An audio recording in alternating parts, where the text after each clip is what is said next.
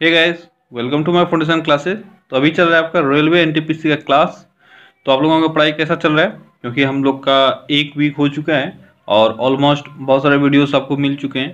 तो जिसने भी पुराना वीडियोस नहीं देखा है, आज आप पहली बार देख रहे हो, तो उनके लिए डिस्क्रिप्शन में मैंने लिंक डाला हुआ है और सभी सब्जेक्ट का अलग अलग लिंक है, अलग अलग प्लेलिस्ट बनाया हुआ है। ठीक है, आप अगर चैनल विजिट करते हो तो वहाँ पे मैंने एक अलग सेक्शन बनाया हुआ है आरआरबी एनटीपीसी क्लासेस का, और उसके नीचे आपको हर एक सब्जेक्ट का अलग अलग फोल्डर मिल जाएगा जहाँ पे सारा वीडियो अच्छे से अरेंज किया हुआ रहेगा। ठीक है, तो आपको उसका टेंशन नहीं लेना है, बस आप पढ़ने का अपने अंदर वो इच्छा जगाओ, आपको सारा कंटेंट एक साथ मिल जाएगा। तो अभी आप लोगों का चल रहा है ज्योग्राफी। आज हम लोग ज्योग्राफी लेने वाले हैं। ठीक है, ज्योग्राफी का एक सेट हुआ है, आज हम लोग दूसरा सेट इसमें करने जा रहे हैं। तो चलिए स्टार्ट करते हैं आज का क्लास। तो कल के सेट में मैंने आप लोगों से एक क्वेश्चन पूछा था, वो था क्वेश्चन नंबर 40। मैंने बोला था आप इसको सॉल्व करके इसका आंसर बताओ, क्योंकि प्रोसेस मैंने बताया हुआ है और आप जान रहे हो थियरीज, तो आपको प्रैक्टिकली खुद कुछ करना चाहिए। तो आप लोगों में से बहुतों ने उस क्वेश्चन को सॉल्व किया और सही आंसर दिया। तो जिसने भी दिया वो तो अच्छी बात है, लेकिन जिसने नहीं दिया, इसका मतलब ये होता है कि आप लोग अभी भी आप लोग वहीं पर हो जहाँ से आप आए हुए थे। इसका मतलब हुआ कि आप अभी भी एफिशिएंट नहीं हो। तो आप भी ट्राई क्या करो बनाने का। ठीक है, अगर नहीं हो सॉल्व तो अलग बात होती है, ट्राई क्या करो। चलिए मैं बताता हूँ सही आंसर उसका क्या है। तो आपसे क्वेश्चन पूछा गया था कि दो स्थानों के बीच का समय का अंतर 2 घंटा 20 मिनट है। ठीक है, 2 घंटा 20 मिनट। इसका मतलब 2 घंटा 20 मिनट को अगर हम लोग मिनट में कैलकुलेट करें तो ये हो जाएगा 140 मिनट। 60 दूनी 120 प्लस 20 140 मिनट। ठीक है, 140 मिनट है दो स्थानों के बीच का समय।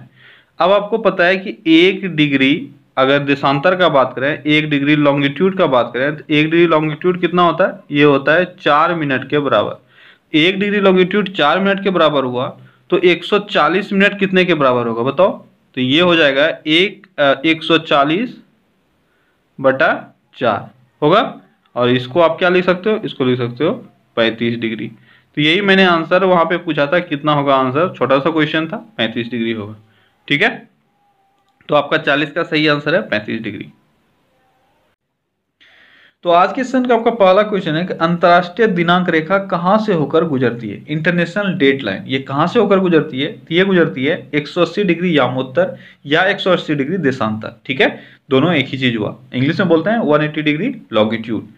तो देखो यहाँ से इंटरनेशनल डेट लाइन जो है, इससे सिर्फ यही नहीं जानना है कि ये कहाँ से गुजरती है या किसको ये बोलते हैं, इससे बहुत बहुत इंपॉर्टेंट क्वेश्चंस और भी बनते हैं। तो आपको ये तो पता चल गया ये है 180 डिग्री लॉन्गिट्यूड। ठीक है, अब इससे सबसे पहला क्वेश्चन आपसे ये बनता है कि ये कहाँ से होकर गुजरती है? 180 डिग्री लॉन्गिट्यूड कहाँ से गुजरती है? ये गुजरती है पैसिफिक ओशियन से, यानी प्रशांत महासागर से। ठीक है, प्रशांत महासागर से होकर इंटरनेशनल डेट लाइन गुजरती है। दूसरा पॉइंट ये बनता है आपका, इसका निर्धारण कब हुआ था? कब ये डिसाइड किया गया कि 180 डिग्री लॉन्गिट्यूड जो है या 180 डिग्री देशांतर है वही हमारा इंटरनेशनल डेट लाइन होगा? ये डिसाइड किया गया था 1884 में। कब किया गया था? 1884 में। और कहाँ किया गया था? वाशिंगटन में।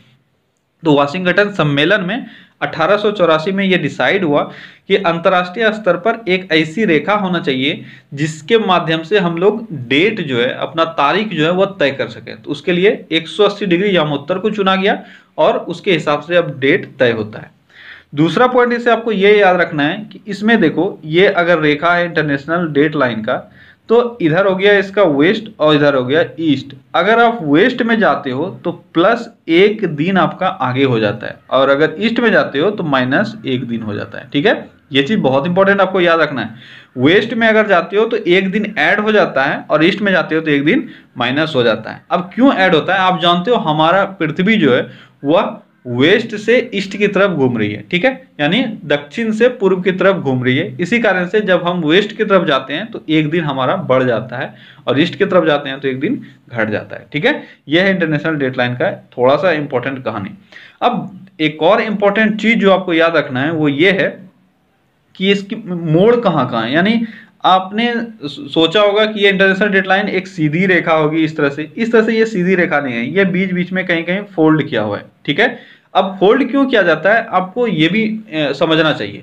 देखो एक्चुअली में ये मैंने अभी आपको बताया कि पैसिफिक ओशियन से होकर गुजरी है, ठीक है, लेकिन अगर बीच में कहीं पे जमीन आ गया, कहीं पे कोई महाद्वीप आ गया, कुछ भी आ गया, तो इसको इधर से महाद्वीप होकर नहीं गुजारना है। इस कारण से इन लोगों ने क्या किया, ये अगर महाद्वीप है तो यहाँ आ रहा था रास्ते में, ठीक है, तो यहां तक तो यहाँ ठीक आया, अब इस जगह इन लोगों ने ये मोड़ डाल दिया, तो इसी को हम लोग बोलते हैं इंटरनेशनल डेट लाइन में मोड़। ये बहुत इंपॉर्टेंट था, बहुतों को ये समझ में नहीं आता है कि आखिर मूर्ति क्यों है। तो मूर्ति इस कारण से ताकि उसको जमीन से ना गुजारा जाए, सिर्फ और सिर्फ ओशियन के थ्रू ही उसको गुजारा जाए। तो पहला पॉइंट आपका क्लियर हो गया। दूसरा ये है कि पहला मोड़ इसका कहाँ है, तो पहला मोड़ है आर्कटिक ओशियन के पास या आर्कटिक ओशियन में, ठीक है। आर्कटिक ओशियन में कहाँ है, आर्कटिक ओशियन में 75 डिग्री नॉर्थ लैटिट्यूड पे, ठीक है, 75 डिग्री नॉर्थ अक्षांश पर इसका पहला मोड़ है। इसको आप नोट डाउन कर लो, बहुत ही इंपॉर्टेंट है। 75 डिग्री नॉर्थ अक्षांश पर यह मूर्ति है किधर, तो ये मूर्ति है पूर्व की ओर, ये भी इंपॉर्टेंट है। तो पहला आपने देखा कि आर्कटिक ओशियन में ये मूर्ति है 75 डिग्री नॉर्थ लैटिट्यूड पर, यानी 75 डिग्री नॉर्थ अक्षांश पर, और किधर मूर्ति है, तो पूर्व की ओर मूर्ति है और बेरिंग स्ट्रेट में जाके घुस जाती है, ठीक है। दूसरा मोड़ इसका बेरिंग स्ट्रेट में ही होता है। बेरिंग स्ट्रेट में अभी यहां से मुड़ के ये बेरिंग स्ट्रेट में घुस गई, तो दूसरा मोड़ इसका बेरिंग स्ट्रेट में है। और बेरिंग स्ट्रेट में किधर मूर्ति है, तो ये मूर्ति है पश्चिम की ओर यानी वेस्ट की ओर, ठीक है। तो आर्कटिक ओशियन में पूर्व की ओर मुड़ी है और जाकर बेरिंग स्ट्रेट में घुस गई, और बेरिंग स्ट्रेट में फिर पश्चिम की ओर मुड़ जाती है, ठीक है। अब तीसरा जो है एक और मोड़ है इसमें, तीसरा मोड़ वो है आपके साउथ पैसिफिक ओशियन में, यानी पैसिफिक ओशियन में ही जब आप साउथ में जाते हो, यानी नीचे की तरफ आप जाते हो, ठीक है, दक्षिण की तरफ, तो वहां पर फिजी और न्यूजीलैंड को कौन कौन सा है साउथ पैसिफिक ओशियन में, फिजी और न्यूजीलैंड, इन दोनों को बचाने के लिए, यानी ये देखो ये है फिजी और मान लो ये था न्यूजीलैंड, तो अब सॉरी यहाँ है फिजी, ये है न्यूजीलैंड। अब मान लो यहाँ से वो रेखा आ रही होगी, बस समझना है आपको प्रैक्टिकली यहाँ सोचना है बस। तो इसको रेखा को इस तरह से मोड़ दिया गया ताकि फिजी और न्यूजीलैंड ये दोनों जगह जो है इससे होकर वो रेखा ना गुजरे और वह ओशियन के थ्रू गुजरे। तो यहाँ पे ये साउथ पैसिफिक ओशियन का हम लोग बात कर रहे हैं, तो यहाँ पर इसको पूर्व की ओर मोड़ा गया था, ठीक है। ये 3 मोड़ है, आपको समझना है कि 2 इसको पूर्व की ओर मोड़ा है और एक पश्चिम की ओर। पश्चिम की ओर कहाँ मोड़ते हैं, बेरिंग स्ट्रेट में। आर्कटिक ओशियन में कहाँ मोड़ते हैं, पूर्व की ओर। और फिजी और न्यूजीलैंड को बचाने के लिए पैसिफिक ओशियन में कहाँ मोड़ते हैं, पूर्व की ओर। ये 3 मोड़ था जो बहुत ही इंपॉर्टेंट है। तो गैस इंटरनेशनल डेट लाइन से जो भी कॉन्सेप्ट थे, आई होप कि वो आपका क्लियर हो गया होगा। अब इससे कोई क्वेश्चन नहीं छूटेगा, ठीक है। तो गैस आप लोगों से मुझे कुछ कहना था कि जो भी एमएफसी के अभी फैमिली मेंबर्स हो, जितने भी अभी आप हो, मुझे पता है कि आप सब एमएफसी की क्लास को एंजॉय कर रहे हो और आप सब अभी एमएफसी के फैमिली मेंबर हो। तो आप लोगों से मुझे कुछ कहना था कि आप लोग वीडियो को शायद शेयर नहीं करते, जम के शेयर करो, क्योंकि देखो ये आपका अपना फैमिली है, ठीक है, और कौन नहीं चाहता है कि उसका फैमिली ग्रो करे। तो आप लोग को अगर अच्छा लगता है तभी तो आप यहाँ हो। मुझे आप लोगों से कोई शिकायत नहीं है, क्योंकि अपने फैमिली मेंबर से किसको शिकायत होता है, बस अपने फैमिली मेंबर से लोगों को बहुत ढेर सारे डिमांड्स होते हैं। और जैसे मैं आपके डिमांड्स फुलफिल कर रहा हूँ, आपने बोला रेलवे का क्लास चाहिए तो मैं लेके आया हूँ, ठीक है। उसी तरह से मेरा भी अपना, आपको अपना समझना है, मुझे कुछ बोलना ना पड़े इसमें, ठीक है। आपका अपना है, आप अपना इस चैनल को जितना ग्रो करना चाहो कर सकते हो। अगर आपको अच्छा लगता है तो, नहीं अच्छा लगता है तो फिर जबरदस्ती तो आप कुछ करोगे नहीं, ठीक है। तो अगर आपको अच्छा लगता है तो आप ज्यादा से ज्यादा लोगों तक शेयर करो, ताकि हम लोग का फैमिली भी, एमएफसी फैमिली जिंदाबाद हो और हम लोग भी बहुत आगे ग्रो कर पाए। क्योंकि देखो मैं आप लोगों के लिए बहुत मेहनत करता हूं और मैं ये चाहता हूं कि हर एक वो स्टूडेंट तक वो मेहनत पहुंचे जो वो डिजर्व करते हैं, ठीक है।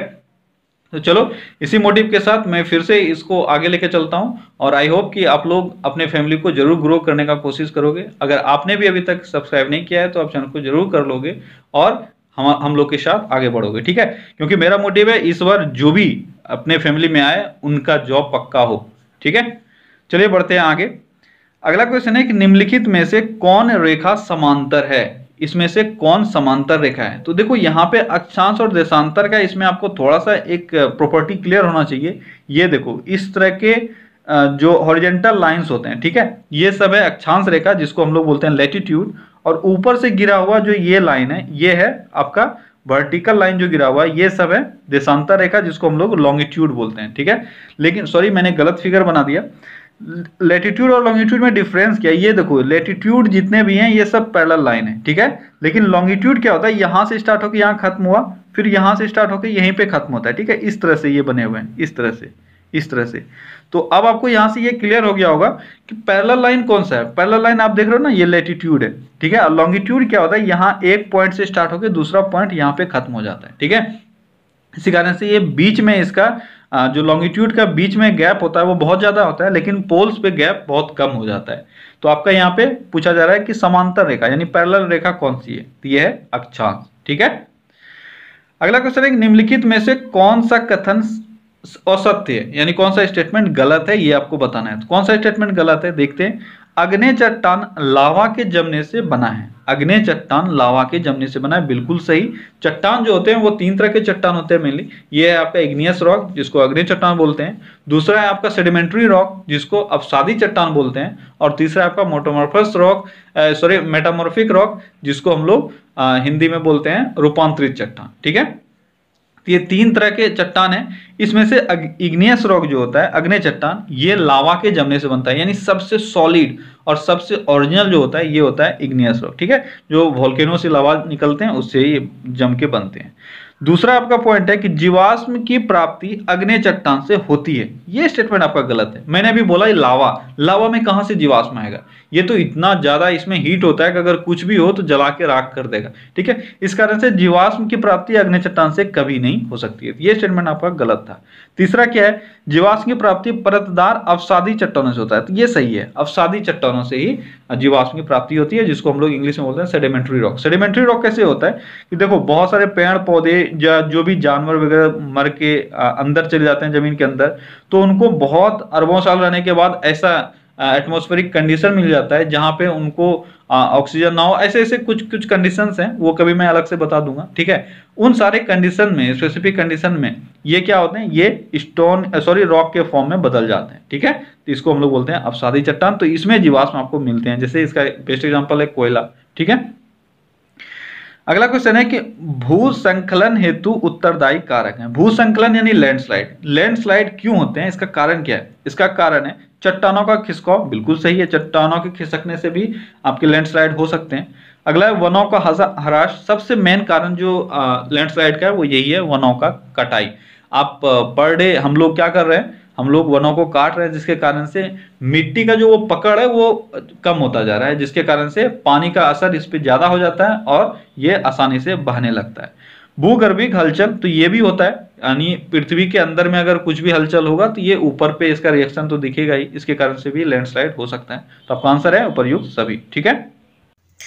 अगला क्वेश्चन है कि निम्नलिखित कथनों में से कौन सा एक सही नहीं है, यानी कौन सा स्टेटमेंट गलत है, ये आपको बताना है। चलिए देखते हैं स्टेटमेंट क्या क्या है। पहला स्टेटमेंट है कि ऐसी खाड़ियां जिनका अग्रभाग संकीर्ण तथा पिछला भाग चौड़ा होता है वहां उच्च ज्वार आता है। तो ये स्टेटमेंट गलत है, ठीक है। तो आपका आंसर हो जाएगा एक। अब चलिए देख लेते हैं, गलत तो है पर कह क्या रहा है स्टेटमेंट। बोला ये जा रहा है कि एक खाड़ी है, मान लो इसका आगे का भाग संकीर्ण है, ठीक है, यानी पतला है, नैरो है, और पीछे का भाग चौड़ा है। तो ऐसे कंडीशन में अगर ऐसे खाड़ी हो तो यहाँ पे उच्च ज्वार आ सकता है। उच्च ज्वार नहीं आ सकता है, क्योंकि देखो ज्वार के समय क्या होता है ना, समुद्र से जल आता है खाड़ी में, समुद्र से जल आ रहा है खाड़ी में, और मुंह अगर छोटा है तो उच्च ज्वार कैसे आएगा, ठीक है। तो ये स्टेटमेंट आप याद रखना कि अगर सामने का भाग संकीर्ण हो और पीछे का भाग चौड़ा हो तो यहाँ पे हमेशा निम्न ज्वार आता है, ठीक है, निम्न ज्वार। और अगर ये उल्टा कंडीशन होता तो उच्च ज्वार आता। तो यहाँ से आपको दो चीज़ें याद रखनी थी। एक वो कि अगर सामने वाला भाग संकीर्ण हो, पीछे वाला भाग चौड़ा हो, तो इस कंडीशन में हमेशा निम्न ज्वार आएगा। और ज्वार के समय में समुद्र से पानी अंदर खाड़ी में आता है, और भाटा के समय क्या होता है, भाटा के समय खाड़ी से पानी समुद्र में जाता है, ठीक है। ये दोनों चीज़ याद रखना। ज्वार में समुद्र से खाड़ी में आता है, और भाटी के समय में खाड़ी से खाड़ी से समुद्र में जाता है। तो ये दो पॉइंट हैं जिसको आपको याद रखना है। अगला क्वेश्चन है कि निम्नलिखित में से किस धातु का भू प्रॉपर्टी में सर्वाधिक बहुमूल्य है, यानी भू प्रॉपर्टी में यानी क्रस्ट में सबसे ज्यादा कौन सा धातु होता है, ये आपको बताना है। ये क्वेश्चन मैं अभी नहीं बता रहा हूँ आपको आंसर इसका, क्योंकि पिछले सेशन में मैंने बहुत अच्छे से एक्सप्लेन किया था परसेंटेज के साथ। तो अभी आप कमेंट में आंसर बताओ कि इसका आंसर क्या होगा। आई होप कि जितने भी लोग अभी वीडियो को व्यू कर रहे हो वो सब बताओगे, क्योंकि इंपॉर्टेंट क्वेश्चन है, आपको आना चाहिए। ठीक है, परसेंटेज के साथ आप बताओगे कौन सा मैक्सिमम है और परसेंटेज सबसे ज्यादा किसका है, ये भी बताओगे आप। चलिए अगला क्वेश्चन देखते हैं। निम्नलिखित में से कौन सी रूपांतरित चट्टान नहीं है? रूपांतरित चट्टान यानी मेटामॉर्फिक रॉक कौन सी नहीं है? तो स्लेट, स्फटिक और संगमरमर, इसमें से ग्रेनाइट ऐसा चट्टान है जो रूपांतरित नहीं है। ग्रेनाइट एक तरह का इग्नियस रॉक है और ये मेटामॉर्फिक रॉक नहीं है। अगला क्वेश्चन है कि वायुमंडल की निम्नतम परत कहलाती है। तो वायुमंडल की सबसे निचली परत कौन सी है? तो ये भी आप जानते हो, इसको बोलते हैं क्षोभ मंडल यानी ट्रोपोस्फियर। ठीक है, अगला क्वेश्चन है कि रेगिस्तान में बादल अवक्षेप होकर क्यों नहीं बरसते हैं, यानी बादल क्यों नहीं बरसते हैं। इन शॉर्ट आपको यही समझना है कि रेगिस्तान में क्यों नहीं बरसते हैं, क्योंकि हवा में आर्द्रता की कमी होती है। ठीक है, हवा में आर्द्रता की कमी होती है, इसी कारण से रेगिस्तान में बारिश नहीं होती है। अगला क्वेश्चन है कि डोलड्रम इनमें से संबंधित है। डोलड्रम से आप क्या समझते हो? तो डोलड्रम भी मैंने आपको पिछले सेशन में बताया हुआ था कि डोलड्रम क्या है। मैंने बताया था आपको कि अगर ये है इक्वेटर, तो इससे 5 डिग्री ऊपर जाओगे नॉर्थ में 5 डिग्री और 5 डिग्री साउथ में जाओगे, ये टोटल एक बेल्ट बनाता है जिसको हम लोग डोलड्रम पेटी बोलते हैं या शांत पेटी बोलते हैं। ठीक है, अब देखो यहाँ पे कभी कभी आपसे क्वेश्चन ट्विस्ट करके पूछ लिया जाता है। आपको पूछा जाता है डोलड्रम का विस्तार क्या है। तो डोलड्रम का विस्तार है 10 डिग्री। ठीक है, 10 डिग्री आपको दिख रहा है, 5 degree north 5 degree south, total विस्तार है 10 डिग्री। आप यहाँ पे मार खा जाते हो। ठीक है, अगर आपको नॉर्थ में पूछे तो 5 डिग्री होगा और साउथ में पूछे तो 5 डिग्री, लेकिन टोटल तो यहाँ पे गैप हो गया 10 डिग्री का ना। ठीक है, तो डोलड्रम क्या होता है, इसको शांत पेटी बोलते हैं और ये कहाँ पे अवस्थित है ये भी आपको पता चल गया। तो भूमध्य रेखा के निकट प्रशांत और हल्की परिवर्तनशील हवा का क्षेत्र है। यहाँ इसको शांत पेटी इसलिए बोलते हैं क्योंकि इसमें जो भी मौसम में चेंजेस हैं, हवा के स्पीड में या जो भी चेंजेस होते हैं वो यहाँ पे बहुत ही निम्न होता है, इसीलिए इसको शांत पेटी कहा जाता है। ठीक है, अगला क्वेश्चन है कि मरुद्वीप या ओएसिस किससे संबंधित है। ये बहुत इंपॉर्टेंट है। ओएसिस किससे संबंधित है या मरुद्वीप किससे संबंधित है? ये संबंधित है रेगिस्तान से। किससे संबंधित है? रेगिस्तान से ओएसिस संबंधित है। अब देखो, ओएसिस का मतलब होता है रेगिस्तान में पानी का सोर्स। क्या होता है? रेगिस्तान में पानी का सोर्स। अब देखो होता क्या है, ये है रेगिस्तान। ठीक है, इसमें से कुछ ऐसे भाग होते हैं जो थोड़ा सा ऊंचाई पे होता है, यानी नॉर्मल जो वहाँ का सरफेस है उससे थोड़ा ऊंचाई पर होगा और यहाँ पे जो है वो आपको कुछ वनस्पति वगैरह, कुछ पौधों वगैरह को देखने को मिल सकता है। ठीक है, यानी यहाँ पे पानी का सोर्स हो सकता है, तो उसी जगह को हम लोग बोलते हैं ओएसिस। तो ये ओएसिस एक द्वीप होता है रेगिस्तान में। ठीक है, अगला क्वेश्चन है कि एशिया और यूरोप में संतुलित घास स्थल क्या कहलाती है? एशिया और यूरोप में संतुलित घास स्थल क्या कहलाती है? ये कहलाती है स्टेपिस। मैंने पिछले सेशन में आपको होमवर्क दिया था कि आपको सारे ग्रासलैंड को याद करना है। आई होप कि आपने याद किया होगा। अगर याद किया होगा तो मिसलेनियस में मैं इसको कवर करवाऊंगा ग्रासलैंड्स को। ठीक है, वहाँ पर लिस्ट दूंगा तो वहाँ पर आपका अच्छे से रिविजन हो जाएगा और एग्जाम में आपका अगर क्वेश्चन आया तो नहीं छूटेगा। अगला क्वेश्चन है बादल किस मंडल में अवतरित होता है? बादल या कोई भी मौसमी अगर घटना आपसे पूछ लिया जाए तो ये होगा क्षोभ मंडल। ये बहुत ही इजी क्वेश्चन है, बहुत बार आपने देखा है। अगला क्वेश्चन है सुंडा गर्त अवस्थित है। सुंडा गर्त कहाँ अवस्थित है? ये इंपॉर्टेंट क्वेश्चन है। सुंडा गर्त कहाँ है? ये है हिंद महासागर में। हिंद महासागर की सबसे गहरी गर्त जो है वो है सुंडा गर्त। ठीक है, इसका गहराई ऑलमोस्ट 8.1 किलोमीटर। कितना है? 8.1 किलोमीटर। लेकिन अगर वर्ल्ड का सबसे गहरा गर्त आपसे पूछा जाए तो यह है मैरिना ट्रेंच। कौन सा है? Marina trench. सबसे गहरा ट्रेंच कौन सा है? यह है मैरियाना ट्रेंच। और ये कहाँ है? ये स्थित है प्रशांत महासागर में। ये आप याद रखना कि मैरियाना ट्रेंच जो है यह पैसिफिक ओशियन में है और इसकी गहराई ऑलमोस्ट 11.2 किलोमीटर है। तो आपने सुंडा गर्त देखा, सुंडा गर्त का जो गहराई था वो 8.1 किलोमीटर है, लेकिन मैरियाना ट्रेंच का 11.2 किलोमीटर है, जो वर्ल्ड की सबसे गहरी गर्त है और यह है प्रशांत महासागर में। अगला क्वेश्चन है कि पहाड़ की ऊंचाई से बर्फ पिघलने की क्रिया को क्या कहते हैं? पहाड़ की ऊंचाई से अगर बर्फ पिघलने लगे तो इस क्रिया को क्या कहते हैं? इसको कहते हैं ग्लेशियर या हिमनद। ठीक है, अगला क्वेश्चन है कि वह भूकंप जिससे सुनामी उत्पन्न हो सकता है रिएक्टर स्केल पर डैश के नज़दीक पाया जाता है। यानी वो भूकंप जिससे सुनामी उत्पन्न होता है उसका इंटेंसिटी कितना होता है रिएक्टर स्केल पे, ये होता है 8.5 एंड एबव। ठीक है, 8.5 एंड एबव अगर है तो सुनामी उत्पन्न होगा। और अभी आपको पता होना चाहिए कि सबसे अभी तक का सबसे बड़ा सुनामी कब आया, ये आया 2004 में जो सुमात्रा द्वीप में आया था। ठीक है, सुमात्रा के निकट आया था 26 दिसंबर, अगर डेट आपसे पूछ लिया जाए 26 दिसंबर 2004, और इसका जो इंटेंसिटी था वो था 9.3। ठीक है, सॉरी 9.3 इंटेंसिटी का आया हुआ था सुनामी 2004 में सुमात्रा में। अगला क्वेश्चन है वैश्विक तापमान से ध्रुवीय हिमशिखर पिघल जाएंगे, कारण क्यों यह एक बहुत बड़ी पर्यावरणीय चिंता है, क्योंकि इसके परिणाम स्वरूप क्या होगा। इन शॉर्ट आप क्वेश्चन ये समझो कि ये बोला जा रहा है कि वैश्विक तापमान यानी ग्लोबल वार्मिंग के कारण जो हिमशिखर है वो पिघल रहे हैं। ठीक है, ग्लेशियर सारे पिघल रहे हैं। अब अगर ये ग्लेशियर सारा पिघल जाता है तो ये हम लोगों के लिए एक टेंशन का चीज़ है। क्यों ऐसा टेंशन का चीज़ है, क्योंकि आप जानते हो कि अगर सारे बर्फ पिघल जाते हैं तो क्या होगा, तटीय और महाद्वीपीय में उत्प्लावन आ जाएगा, यानी हर तरफ पानी ही पानी हो जाएगा और हमारे समुद्र में बहुत ज़्यादा पानी आ जाएगा और वो पानी किसी यूज़ का नहीं रहेगा, जिसके कारण से जो जितने भी आपके महाद्वीप वाले पार्ट हैं वो सब डूब जाएगा और हर तरफ पानी ही नजर आएगा, जिसके कारण से यहाँ जो भी वनस्पति है, जो भी लाइफ है, वो सब खत्म होने के कगार पे आ जाएगा। और इस पृथ्वी के खत्म होने का एक कारण जो बताया गया है अभी तक, किस तरह से पृथ्वी खत्म हो सकती है, उसमें से एक ये भी है। ठीक है, ग्लोबल वार्मिंग के कारण जब ग्लेशियर्स पिघल जाएंगे। तो आपका सही आंसर क्या हो जाएगा, 4, तटीय और महाद्वीपीय क्षेत्र में उत्प्लावन आ जाएगा। ठीक है, अगला क्वेश्चन है कि दिसंबर 22 को सूर्य डैश के ठीक ऊपर होता है, इसमें उत्तरी शीतोष्ण कटिबंध में शीत ऋतु होती है। ठीक है, दिसंबर 22 को पूछा जा रहा है, दिसंबर 22 को सूर्य ठीक मकर रेखा के ऊपर होती है। ठीक है, अब देखो यहाँ से 2 क्वेश्चन आपसे बनते हैं। एक जब कर्क रेखा के ऊपर होता है तो ये है आपका 21 मार्च को कर्क रेखा के ऊपर होती है और 22 दिसंबर को मकर रेखा के ऊपर। इसी कारण से 21 मार्च को उत्तरी गोलार्ध में सबसे बड़ा दिन होता है और 22 दिसंबर को दक्षिणी गोलार्ध में सबसे बड़ा दिन होता है। ठीक है, तो ये 1-2 पॉइंट है जो आपको क्लियर आना चाहिए। अगला क्वेश्चन है कि भूकंप होने से क्या होता है। अब देखो जो भी आपके ऑप्शंस हैं इसमें से भूकंप होने से क्या हो सकता है, भूकंप होने से सुनामी आ सकता है। ठीक है, अगर भूकंप समुद्र के अंदर में आ जाए तो इसके कारण से सुनामी आ सकता है।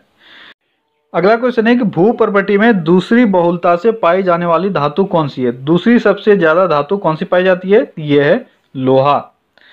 अगला क्वेश्चन है कि पृथ्वी अपनी धुरी पर घूमती है, तो पृथ्वी अपने धुरी पर घूमती है, ये मैंने आपको बताया हुआ कि ये पश्चिम से पूर्व घूमती है। ठीक है, वेस्ट टू ईस्ट इसका घूमने का डायरेक्शन है।